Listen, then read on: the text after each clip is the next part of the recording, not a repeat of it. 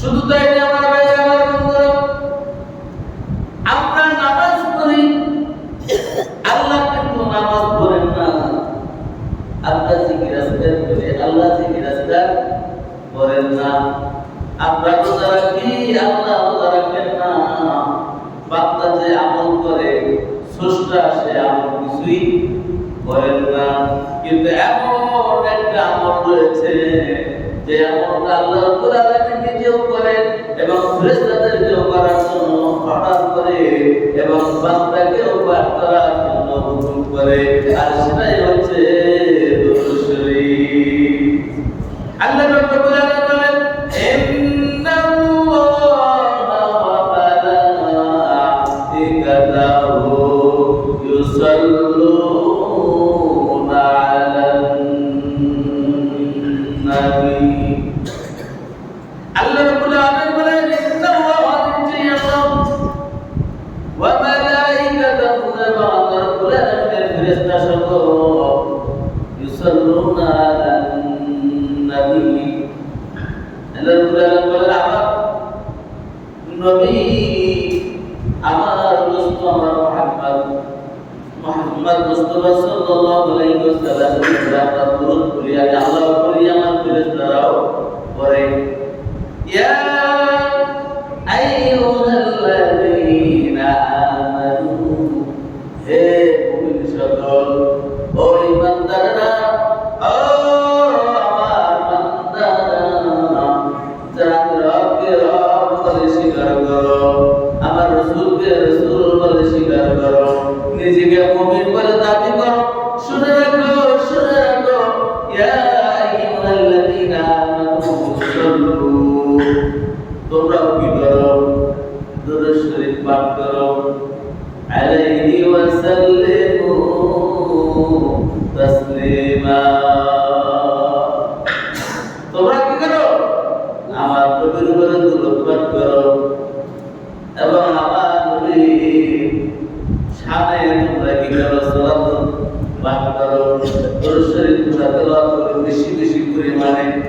এজন্য এই আমলটা, এই দুরূদ শরীফ পাঠের আমলটা আল্লাহ করেন কিনা? আল্লাহ করেন, ফেরেশতা মণ্ডলীও করেন এবং মুমিন সকল সবাই করেন। অতএব এই আমলটা সকলেই করে এবং এটা আমাদের জন্য লাজেম। এটা আমাদের জন্য কি? লাজেম, বাধ্যতামূলক, এটা লাগবে। যে ব্যক্তি জীবনে একবার দুরূদ শরীফ পাঠ করে না, ওই ব্যক্তি কখনো মুমিন হতে পারে না। যে দুরূদ পড়ে না সে কি মুমিন হতে পারে না। এজন্য আমাদের বেশি বেশি পরিমাণে দুরূদ শরীফ পড়তে হবে। রাসূলুল্লাহ সাল্লাল্লাহু আলাইহি ওয়াসাল্লামের কথা আলোচনা করতেছেন, এরকম নসিহত করতেছেন সাহাবায়ে আজমাইনকে। এমন সময় রাসূলুল্লাহ সাল্লাল্লাহু আলাইহি ওয়াসাল্লাম বলেন আমিন, আবার কিছুক্ষণ চুপ থাকলেন, আবার বললেন আমিন, আবার কিছুক্ষণ চুপ থাকলেন, আবার বললেন আমিন। সাহাবায়ে আজমাইন বলেন, ইয়া রাসূলুল্লাহ, ইয়া হাবিবাল্লাহ, ব্যাপারটা বুঝলাম না, আপনি নসিহত করতেছেন, হঠাৎ থেমে গেলেন। থেমে যাওয়ার পরে কিছুক্ষণ পরে এক নয়, দুই নয়, তিনবার বললেন আমিন। ঠিক মতো বুঝলাম না, কারণ কি? রাসূলুল্লাহ সাল্লাল্লাহু আলাইহি ওয়াসাল্লাম বলেন, আমার সাহাবীরা, আমি আলোচনা করতেছিলাম, এমন অবস্থায় হযরত জিবরাইল আলাইহিস সালাতু ওয়াস সালাম এখানে এসে উপস্থিত হয়ে গেল। জিবরাইল আলাইহিস সালাম এসে বলল, ইয়া রাসূলুল্লাহ, ইয়া হাবিবাল্লাহ, আপনার উম্মতের ভিতরে যে ব্যক্তি রমজান মাস পাইল কিন্তু জিন্দেগীর গুনাহ মাফ করাইতে পারল না, আমলের পরিধিটা বাড়াইতে পারল না, আগে যেরকম অবস্থায় ছিল এখনো সেই অবস্থায় আছে, আমলের কি নাই, কোনো পরিবর্তন আসে না। এরকম আছে না? আমাদের ভিতরে অসংখ্য লোক আমরা আছি, রমজান বছর আমাদের রমজান আসে, আবার রমজান চলে যায়, আমি যেই লাভ সেই করব, আমি যা আছি তাই, আমার আমলের ভিতরে কোনো পরিবর্তন নাই, আমি গুনার কাজ করে যাচ্ছি, গুনার থেকে ফিরে আসতেছি না, আমি আমার নেক আমলটাকে বাড়ানোর চেষ্টা করতেছি না, গুনার থেকে ফিরতেছি না, একই অবস্থা চলছে। জিবরাইল বলে, ইয়া রাসূলুল্লাহ, ইয়া জিন্দেগির গুনাহ করাইতে পারলো না, আমলের পরিধি বাড়াইতে পারলো না, নেক আমল বাড়াইতে পারলো না। ইয়া রাসূলুল্লাহ, ইয়া হাবিবাল্লাহ, আপনার ওই উম্মতটা ধ্বংস হইয়া যায়, উম্মত কি হয়ে যায়? ধ্বংস হইয়া যায়। আমি বললাম আমি জিবরিল দোয়া করছে ওই উম্মত ধ্বংস হয়ে যায়। আল্লাহ তুমি বলছে আমিন। সন্দেহ আছে? সন্দেহ আছে? নাই। তাহলে ধ্বংসের হাত থেকে বাঁচতে হলে আমাদের কি করতে হবে? নেক আমল বাড়াতে হবে। অন্য কোন হাদিসে রাসূল আরবি সাল্লাল্লাহু আলাইহি ওয়াসাল্লাম বলেন, যার আজকের দিনটা গতকালের চেয়ে উত্তম হলো না, ওই ব্যক্তি ধ্বংস হয়ে যায়। যার গতকালটা আজকের দিনটা গতকালের চেয়ে উত্তম হলো না, ওই ব্যক্তি তো ধ্বংস হয়ে গেল। এটা কিসের জন্য? টাকা পয়সা বেশি ইনকাম হয়েছে এই জন্য? এই জন্য না, নেক আমল বাড়ানোর জন্য। আল্লাহ রাসূল বলেছেন কালকে আমার 24 ঘন্টা ছিল, আজকেও আমার 24টা ঘন্টাই আমার উপর অতিবাহিত হবে। কোনদিন কম আছে? নাই।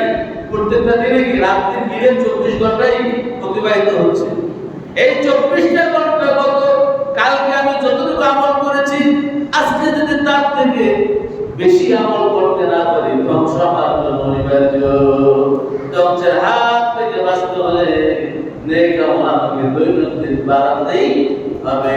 অথচ আমরা দুনিয়াতে কেমনে বড় লোক পাবো, এই ফিকিরে আমরা, এই চিন্তা মগ্ন থাকি। এই ফিকির সারাক্ষণ কেমনে 10টা আছে, কেমনে 20টা বানানো যায়, কেমনে লাখপতি আছে, কেমনে কোটিপতি হওয়া যায়, 1 কোটি আছে কেমনে 10 কোটির মালিক হওয়া যায়, 10 কোটি আছে কেমনে 100 কোটির মালিক হতে পারি। এই ফিকির নেই আমরা বিধে ব্যস্ত। এই ফিকির, বসলে ফিকির, দাঁড়াইলে ফিকির, জিকিরের মজলিসেও ফিকির, মাহফিলের মজলিসেও ফিকির, যেখানে যায় সেখানে একই ফিকির। কেমনে বড়লোক হওয়া যায়, কেমনে কোটিপতি হওয়া যায়, কেমনে আরামায় সে জিন্দেগি কাটানো যায়। আরে কপাল পোড়া, অথচ আমরা চিন্তা করি না এই দুনিয়ার জিন্দেগির তো সামান্য 2-1 দিনের জন্য। কিয়ামতের দিন পুলসিরাতে পার হব, এই পুলসিরাত পার হওয়া রাস্তাটাই হচ্ছে 30,000 বছরের সমান। পুলসিরাত পার হওয়ার সাথে 30,000 বছরের যদি রাস্তা হয়, তাহলে এই দুনিয়াতে আমরা আছি কয় বছর? সেই তুলনায় কি সামান্য সময় ধরে কিছু স্বপ্ন ছাড়া কিছুই নাই। অথচ এই স্বপ্ন নিয়ে সারাদিন ব্যস্ত, সারাদিন ফিকির, সারাদিন চিন্তা শুধু স্বপ্ন নিয়ে। অথচ যেখানে আমাদের চিরদিন চিরকাল অন্তবার ফেলা লাগবে, এই জন্য আমাদের ফিকির নেই। এজন্য আমি বলি, যে ব্যক্তির আজকের দিনটার আমল আগামী দিনের আমলের চেয়ে অতিক্রম না হবে, বেশি না হবে, ভালো না হবে, ওই ব্যক্তি ধ্বংস হয়ে যায়। আমরা ধ্বংস হতে চাই, কে হাত তুলে দেখাই, কে ধ্বংস হতে চাই? কেউ চাই না। অর্থাৎ ফিকিরটা কি করতে হবে? আখিরাতের ফিকির আমাদের কি করতে হবে? নিয়মিত করতে হবে, আমল বাড়াতে হবে, নেক আমল বাড়াতে হবে,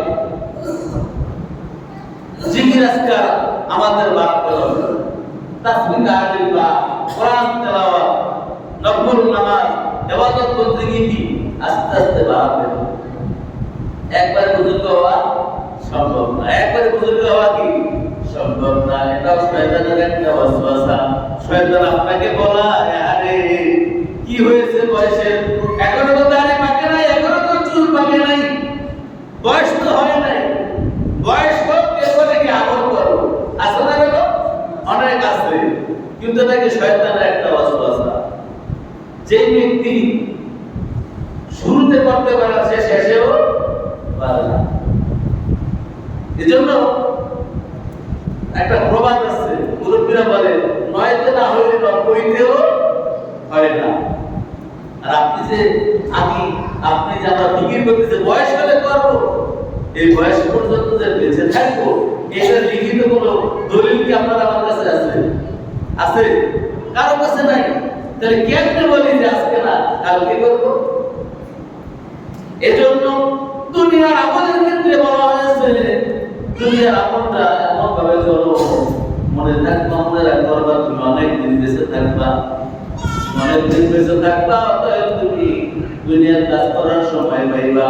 কিন্তু আখিরাতের ক্ষেত্রে আল্লাহ নিয়ে বলেন, আখিরাতের ক্ষেত্রে তুমি এমন ভাবে জীবন যাপন করবা, মনে করবা মিন আব্দিল ওয়ালি, তোমার শাহাদাত তোমার যত নিকটে, মৃত্যু তার চাইতেও আরো নিকটে। তোমার শাহাদাত তোমার যত কাছে, মৃত্যু তার চাইতেও কাছে। অতএব নেক আমলটা করার ক্ষেত্রে আরো কি হও, মজবুত হও, আরো অগ্রগামী হও, আরো তাকওয়ার সাথে, ইয়াকিনের সাথে, ইস্তেকামাতের সাথে আখিরাতের কাজগুলি করো। কিন্তু আমরা কি বিমানও ভুলে যাই, যখন শুনি তখন ইমানদের ভুলে দিই, বেড়ে যায়। আবার কি যে সেই লোহা গরম হইলে আমার যা মনে চায় তাই বানায়, কিন্তু লোহাটা যখন ঠান্ডা হয়ে যায় তখন কি বাড়িতে বলে যেই সেই, আমরা যখন যেই সেই হয়ে যায়। আমার বন্ধুরা, আমাদেরকে কি আমল বাড়াতে হবে। আমার ভাইরা, রাসূল আকরাম সাল্লাল্লাহু আলাইহি ওয়াসাল্লাম আমার সাহাবীরা এই মাত্র জিবরাইল এসে উপস্থিত হয়ে আমাকে বলল, ইয়া রাসূলুল্লাহ, ইয়া হাবিবাল্লাহ, যে ব্যক্তি রমজান মাস পাইলো, যে নেকি গুনাহ মাফ করাইতে পারলো না, বেশি বেশি নেক আমল করতে পারলো না, ওই ব্যক্তি ধ্বংস হয়ে যায়। আমি বললাম আমিন।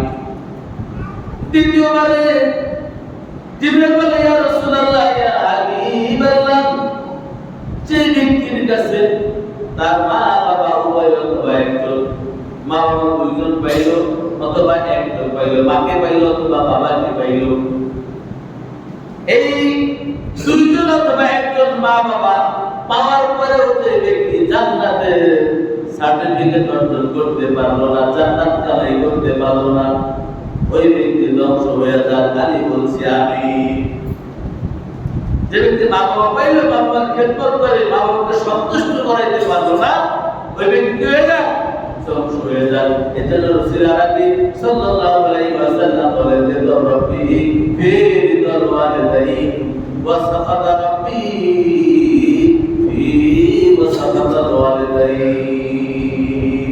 মা বাবার সন্তুষ্টি আমার আল্লাহ রাব্বুল আলামিনের সন্তুষ্টি, মা বাবার সন্তুষ্টি আমার আল্লাহ রাব্বুল আলামিনের সন্তুষ্টি। মা বাবা যদি সন্তানের উপরে বেজার হয়ে যায়, ওই ব্যক্তির কপাল পুড়ে যাবে, দুনিয়ার জীবনও কপাল পুড়ে যাবে, আখিরাতের জীবনও কপাল পুড়ে যাবে। ওই কপালে দুনিয়ার সকল কলম লাগাইয়া দিলেও ওই পুরা ভালো হবে না, কপাল পুড়ে যাবে, সে পুড়ে যাবে যদি মা বাবা সন্তুষ্ট হয়ে যায়। এজন্য মা বাবা ফিরে, মা বাবা জীবিত থাকলে তাদের জন্য আমাদের কি, তাদের খেদমত করা আমাদের কর্তব্য। যদি আমরা না করি, রাসূল আকরাম সাল্লাল্লাহু আলাইহি ওয়াসাল্লাম তাদের জন্য কি বদদুয়া দিয়েছেন, ধ্বংস হওয়ার কথা বলেছেন। রাসূল আকরাম সাল্লাল্লাহু আলাইহি ওয়াসাল্লাম এই বদদুয়া থেকে আমরা যদি সেই আমল করি, রেহাই পাওয়ার সুযোগ আছে কি বলেন, আছে নাই? আবার আমার বন্ধুরা করেন, রাসূল আকরাম সাল্লাল্লাহু আলাইহি ওয়াসাল্লাম বলেন, ওয়া আমার সাহাবারা আয়ের পরে জিবরাইল বলছে, ইয়া রাসূলুল্লাহ, ইয়া হাবিবাল্লাহ, আপনার যে সমস্ত উম্মতেরা আপনার নাম শোনার পরে দরুদ পড়বে না, আপনার সেই সমস্ত উম্মতেরা ধ্বংস হয়ে যাক। আমি বললাম আমিন। অতএব রাসূল সাল্লাল্লাহু আলাইহি ওয়াসাল্লামের উপর বেশি বেশি দরুদ পড়া দরকার আছে না নাই?